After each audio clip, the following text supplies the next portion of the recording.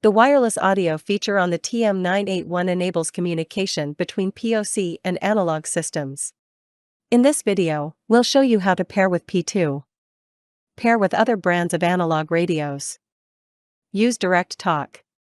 Use audio relay. And quickly switch working modes. Let's start with how to pair with P2. Press the SOS button on P2 to announce the current channel number and enter channel selection mode. Press the up or down buttons to select the desired channel. Press the SOS button again to confirm and exit channel selection mode. Go to wireless audio. Go to channels. Select the channel matching the P2. Then press the encoder to save. And how to pair with other brands of analog radios. Go to wireless audio. Go to pair.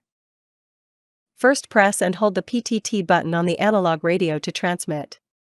Then press the encoder to pair.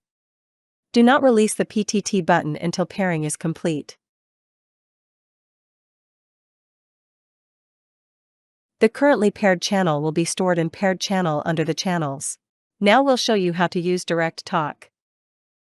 Go to work mode, select direct talk, then press the encoder to save. Now TM-981 can talk directly with the nearby paired analog radios.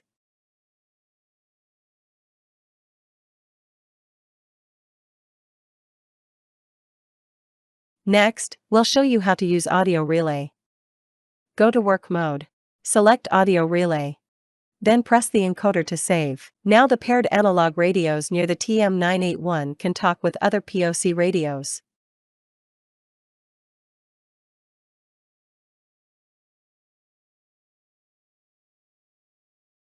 Finally, we'll show you how to quickly switch modes. From the standby screen, press the P4 button to quickly switch between audio relay and direct talk modes.